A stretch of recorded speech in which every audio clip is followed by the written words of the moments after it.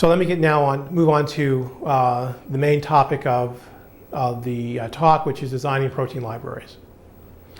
And so why design a protein library? Well, of course, what we're interested in terms of design in general is an ability to either generate protein variants that have enhanced properties or brand new novel properties.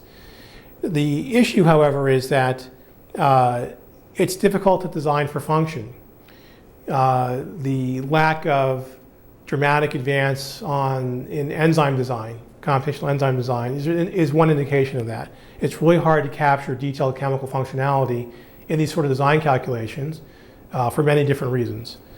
And so perhaps if we design a library of proteins, we might be able to employ an experimental selection or screen to find those variants that are actually useful for us in some particular way. Okay, so we want to compensate for the inability of the calculation to give us exactly what we want by designing a library. And the idea, again, in general, is that perhaps the calculation will put us in the right part of sequence space. And if we screen that identified portion of sequence space, we might find the needle in the haystack that we're looking for in terms of functionality. Okay, so there are really two challenges when you think about designing a library, protein library. One challenge is that you want to have a library that has, for a given size of library, 1,000 members, 10,000 members, whatever it is, you want your library, the members of the library, to have a large diversity of function. That is, for example, if you're trying to take an existing enzyme and you want to change the active site around in order to find variants that have new enzymatic functionality, maybe these molecules might act on different substrates compared to the wild-type substrate. You want the members of the library to show a broad range of functionality, because if they all have the exact functionality of the wild-type protein, then of course you haven't done anything to the molecule, right? Everything's the same and it's not really useful. So the way you typically go for high diversity of function is use a high mutation rate. That'll give you lots of variance, and lots of variance tends to imply lots of diversity of function. And the other sort of property of your library that you want to have is you want to have a preservation of function. So of course, if you're designing a library of enzyme variants, you want all the variants to actually still have enzymatic capability. And the way you typically actually achieve that is by using a low mutation rate. So the problem is that these things they're opposed to each other. If you want to have high diversity in your library by, for example, using a high mutation rate, you invariably get low preservation of function, because high mutation rate typically means that you're going to eradicate function, maybe compromise the stability of the protein, maybe the protein won't even fold anymore. On the other hand, if you want to have high preservation of function, because you don't want to be screening unfolded proteins, you might want to use low mutation rate, but that then will drive down your diversity of function. And so traditional methods for making combinatorial libraries of proteins sort of end up at one extreme of either diversity and function. They go in opposition. What we want to do computationally, however, is come up with a method that allows both high diversity function, high mutation rate that is, and high preservation of function. And the way we might be able to achieve that is by letting the design calculation select what large number of amino acids are allowable at the design positions, which will give us high diversity function because we'll be using a high mutation rate. And if the calculation chooses the set of amino acids that are going to be stabilizing for the protein at those target design positions, then we should also be able to have high preservation of function. Now the problem is that I just told you that these sort of calculations are poor when it comes to designing for functionality.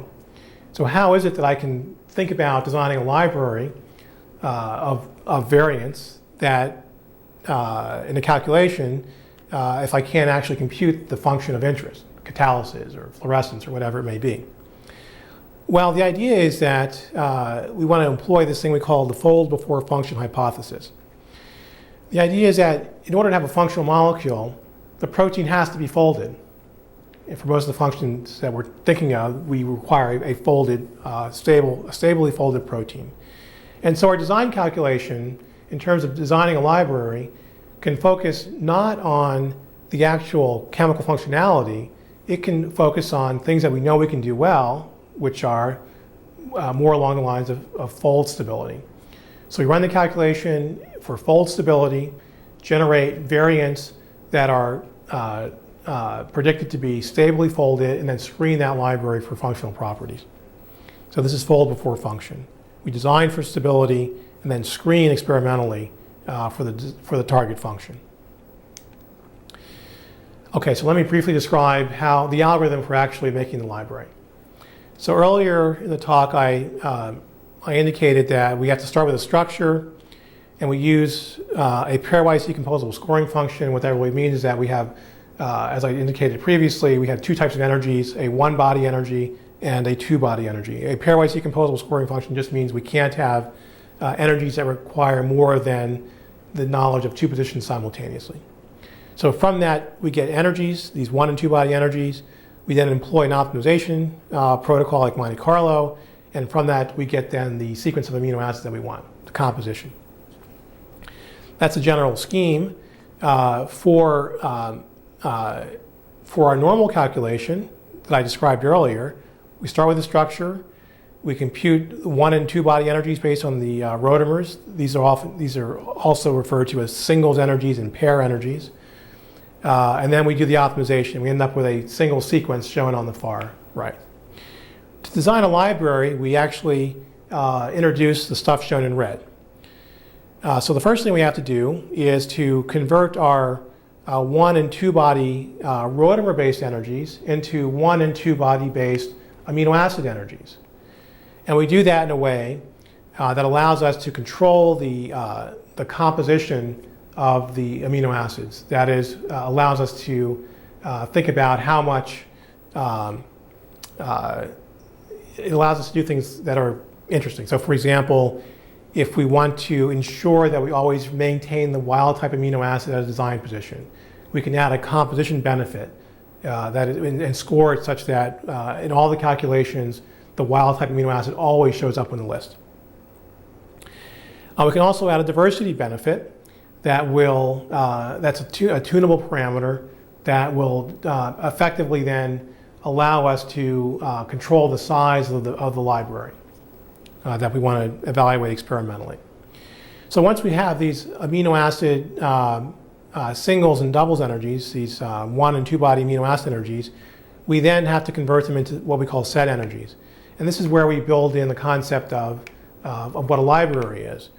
So for example, what are the sets that would be of interest? Well, the logical sets are an obvious way to group amino acids is to group them by their codons, their nucleic acid codons that code for the amino acid. And in terms of sets, we can use degenerate codons, use different sets of the degenerate codons to code for different sets of amino acids. So the sets that we use for what I'll show you going forward are the different degenerate amino acid codons and the implied list of amino acids that goes with those. And again, we need to have the one-body version of that energy and the two-body version of that energy. Now when we run our optimization, this is the same optimization calculation. We still have we still have a matrix of energies, and we still have this long vector of energies. So you can run the same optimization protocol, but now the optimization is actually optimizing across degenerate codons. So the sequence that comes out is a sequence of degenerate codons, which then actually is the library. If we go and synthesize that nucleic acid and dope in the appropriate nucleotides at the targeted positions, we'll end up then with a library of proteins that are reflective of our calculation. So rather than ending up with a single sequence, we end up with a library. Okay, so we want to test this idea on a model system to see whether or not it was a viable concept. And the model system we selected for convenience was green fluorescent protein. And so here's an image of green fluorescent protein. This is a naturally occurring protein that has a interesting chromophore, which you can see in the middle of the molecule. And that chromophore is contained on the central alpha helix. And what we wanted to do in this design calculation is to design libraries of green fluorescent protein based on a variety of different computational protocols. So we're actually using a variant of GFP that's a point mutation relative to wild type. It's not important for this discussion. And we're targeting 15 positions on this protein. And there are 15 positions that flank the actual chromophore. Positions 57 to 72, but excluding position 65, which is actually the position where the chromophore is. Now, this region of the protein is actually completely buried, and normal library construction on completely buried segments of proteins would be very difficult because of the detailed packing and hydrophobic nature of the core. It's hard to make, for example, random libraries that are going to be viable when you're looking at completely buried positions. Okay, so then there are, the property of interest here is fluorescence. And so when we think about preservation of function, we want to make sure that the members of our library they all fluoresce. And in terms of diversity of function, what we're interested in looking at is the change in emissions maximum peak position. So GFP has an emissions maximum at some wavelength, and we'd like to think about shifting that peak position around.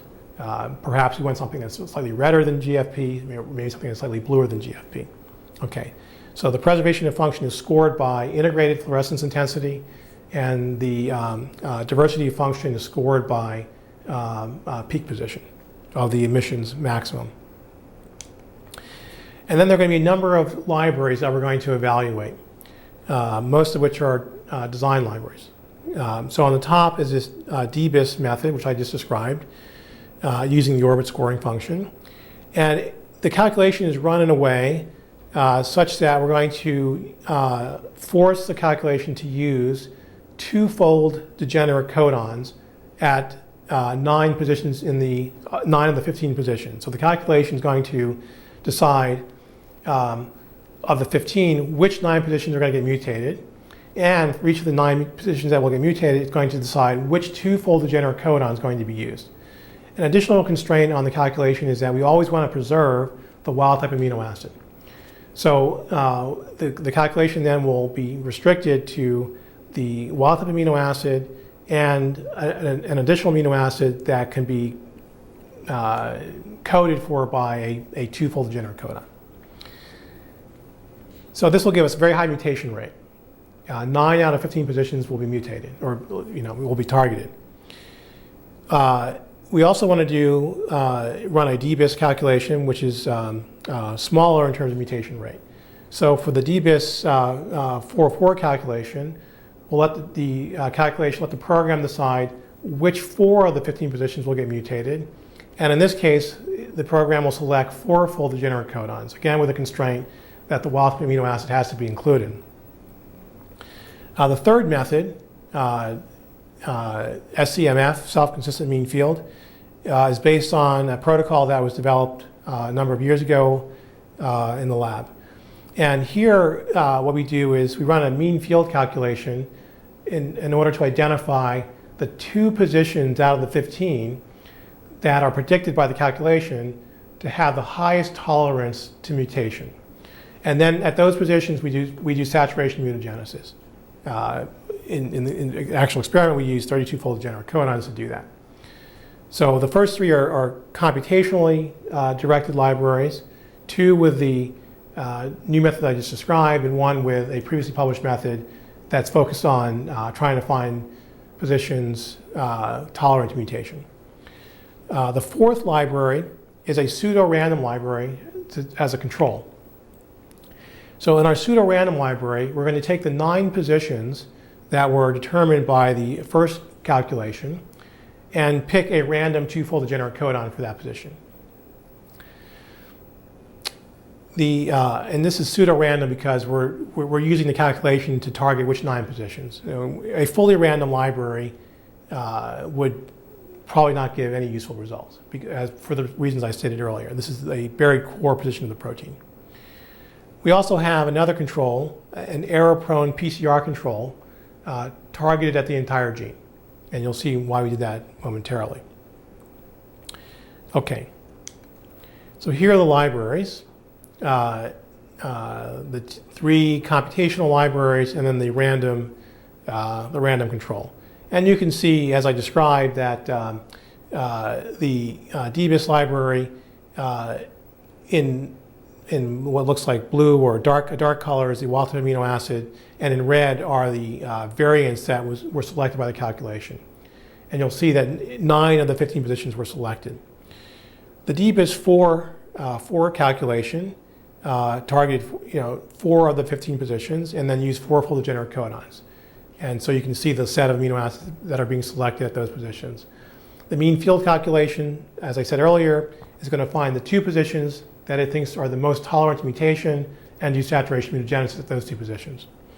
And then the random control is the same 9 positions as the first DBIS calculation, but now with a randomly selected 2-fold degenerate codon, but also with the constraint that we preserve the wild-type amino acid.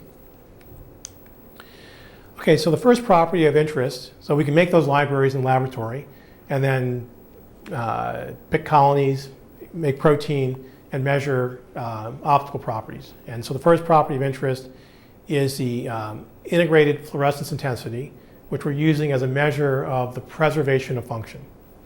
And so the libraries are oriented or ordered from top to bottom by their mutation rate. So the most heavily mutagenized library has an average mutation rate of 4.5. So this is actually a phenomenally high mutation rate, because you have to remember that this is 4.5 mutations over a stretch of 15 amino acids. So very heavily mutagenized. The DBIS 4 library, slightly lower mutation rate of 3. The mean field calculation library has a mutation rate, average mutation rate of roughly 2. And of course, the pseudorandom control has the same mutation rate as the top library, because that's how we set it up. The error-prone PCR control has a very low mutation rate. It's 2.5 mutations, but directed across the entire gene. So relatively low mutation rate. The entire genes are on the order of 300 amino acids. So we go from very high mutation rate for design libraries to slightly lower mutation rates, and then a very low mutation rate for this error-prone PCR control. Shown in this column, number of sampled. So we express the library. Obviously, we don't know what the proteins are because they're randomly distributed. Pick colonies, isolate protein, and measure the fluorescent properties. So that column just shows how many different samples we evaluated for each of the different libraries. So on the order of 1,500 samples, which is roughly 3-fold oversampling of the theoretical library size. Okay, so we're going to score for preservation of function as measured by integrated fluorescence intensity. So for the library with the highest mutation rate, what we can see is that roughly almost 50% of the library maintains an integrated fluorescence intensity that's at least 1/50th that of the wild-type protein. And as much as 12% of the library maintains an integrated fluorescence intensity that's at least half of the wild-type protein. So this is actually pretty remarkable. We have an enormous mutation rate, and yet a significant fraction of the library still shows fluorescent properties, which is good, which is what we want. As we now look at libraries with lower mutation rates, we see an interesting trend, and actually, in fact, a very counterintuitive trend. So at the average mutation rate of 3 across this stretch of 15, the preservation of function actually goes down. Lower mutation rate, we actually lose preservation of function. And the mean field library, which is now saturation mutagenesis at the 2 positions predicted to be most tolerant to mutation, has the lowest preservation of function. Now this is actually quite counterintuitive. I told you earlier in the talk that typically as we lower the mutation rate, we would expect to have higher preservation of function. That is, if we're beating on the protein less, we expect more of the library to actually survive the mutagenesis. But here what we see is that high mutation rate gives us the greatest preservation of function. This is exactly what we wanted to achieve in the design calculation. We want the design calculation to actually show us where to put the mutations for a given library, constrained for a given library size, and to select the amino acid that will go there with the highest probability of stabilizing the fold. So that's a great result. The random control gives the expected result, very low preservation of function. If we don't put any chemical intuition, chemical, a calculation that scores for chemical functionality or chemical stability, of course we're going to get libraries that aren't very good. Now the interesting result is the error-prone PCR control, which has a very low mutation rate, 2.5 across the entire gene. And it has a high preservation of function. And this is exactly what we would expect. If we mutagenize at a low level on a random basis, we would expect most of the library to be, the function of the library to be preserved, to be very similar to wild type. And that's exactly what we got with the error-prone PCR control. Now we'll see on the next slide, when we think about diversity of function, that the PCR result will also be consistent with what our expectations would have been. Okay, so let's think about diversity of function. So we're going to score for this chart diversity of function at of those clones that have at least 50% of the fluorescence of wild type, of the integrated fluorescence of wild type.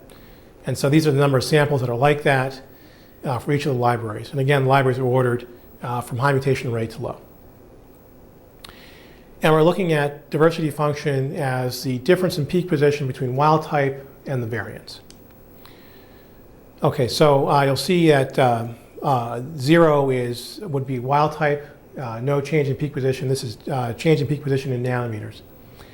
The white bar in the middle of the red bar is the median peak position of the samples. And you can see for the top design library, it's roughly 2-3 nanometers shifted.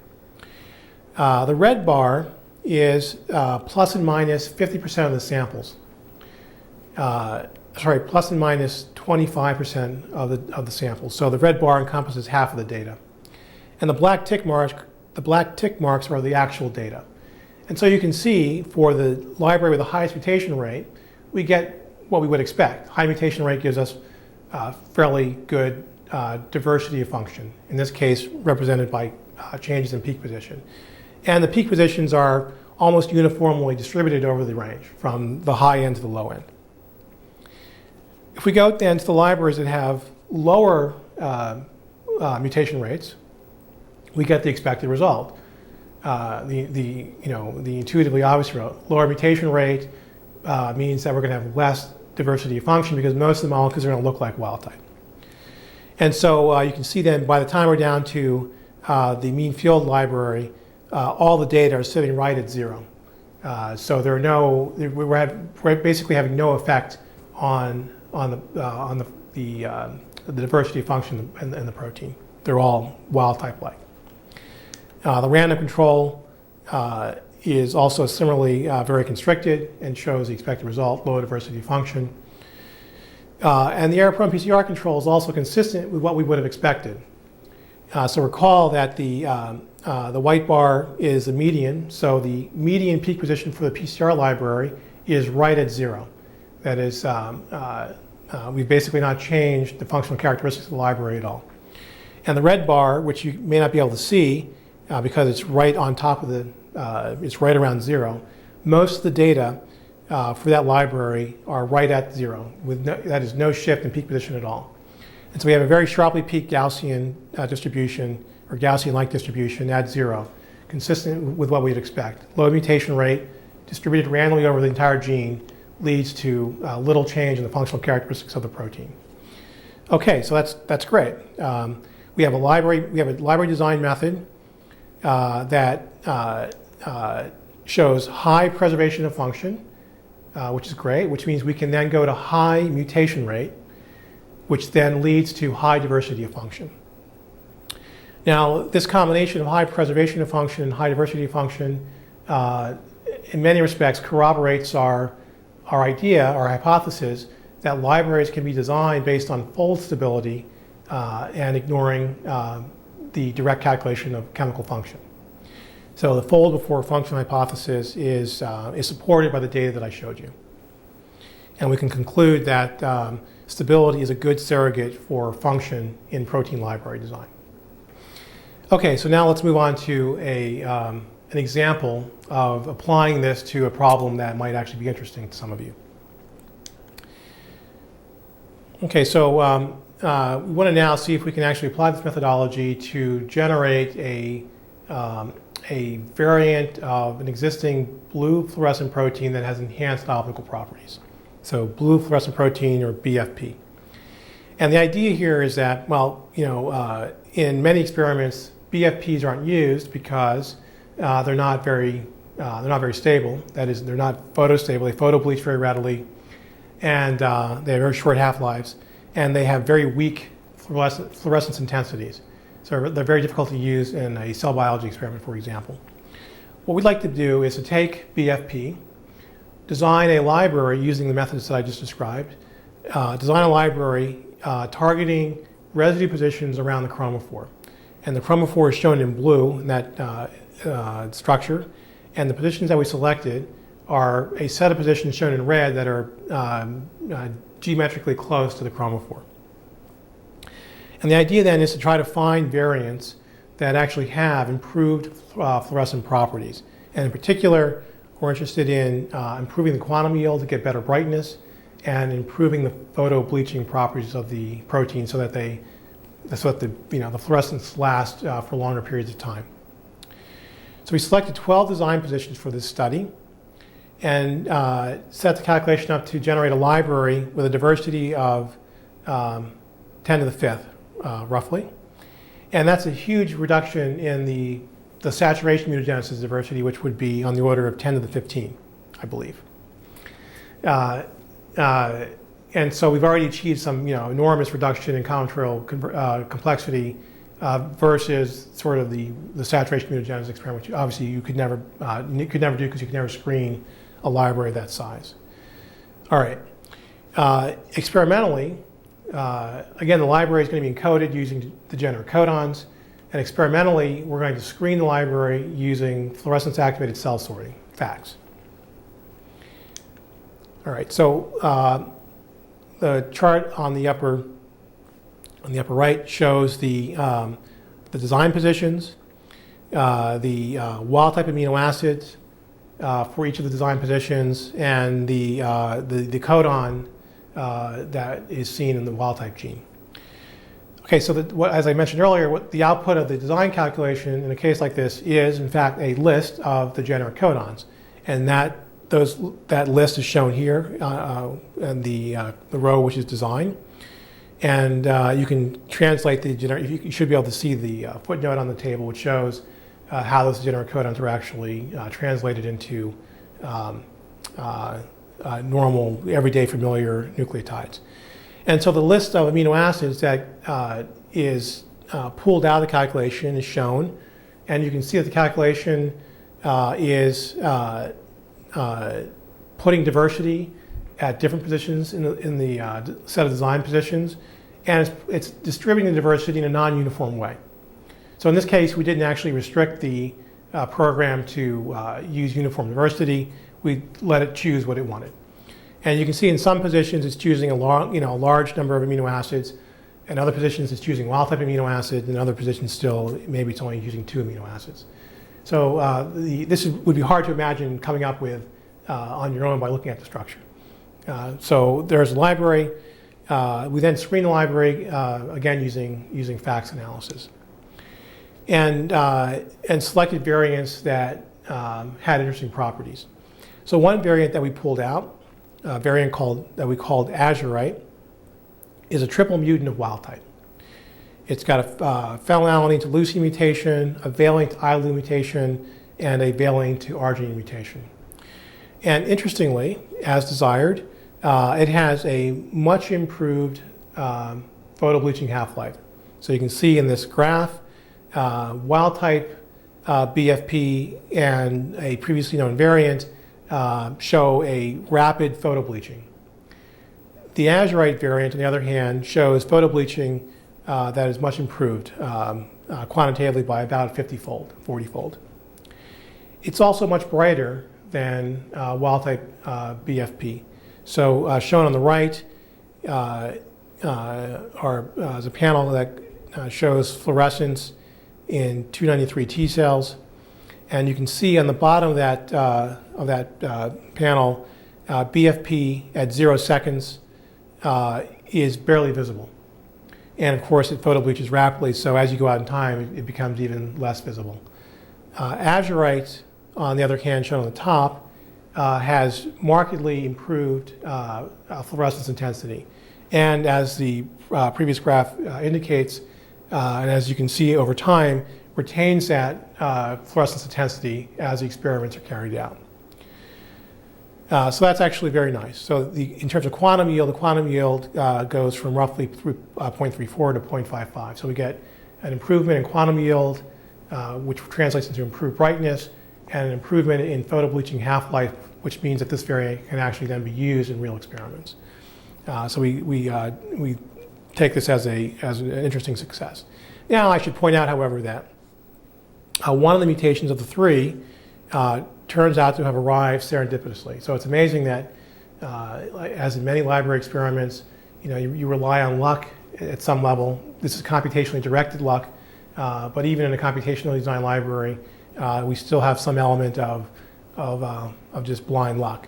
And so in the design calculation, at position 224, you can see in the table above, the program actually wanted a two-fold degenerate codon that was just methionine and valine. But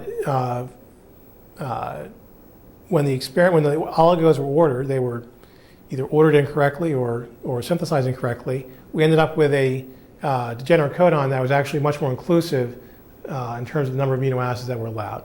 And as fate would have it, one of those amino acids ends up in the final solution, an arginine.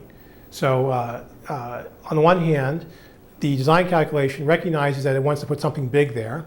Methionine was one of the large amino acids that was selected by the design calculation. Experimentally, it chooses a large amino acid, arginine. But what we missed in design calculation is that the real experiment, the protein itself, really wanted to have a large polar amino acid.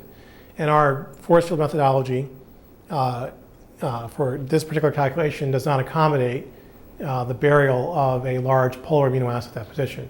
So even though this is a very positive result, it also points out the need to continue to think about how to modify these methods, in particular with respect to developing better force fields that would accommodate, for example, the burial of a large polar amino acids in the core of this particular protein.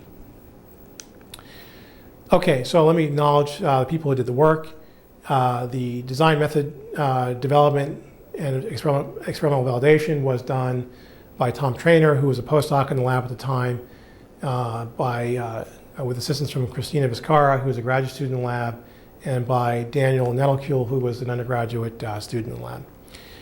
The enhanced BFP screen was done in collaboration with Patrick Doherty's lab at UC Santa Barbara, and Marco Mena, a grad student in his lab, actually carried out the work. Thank you. I hope you enjoyed it.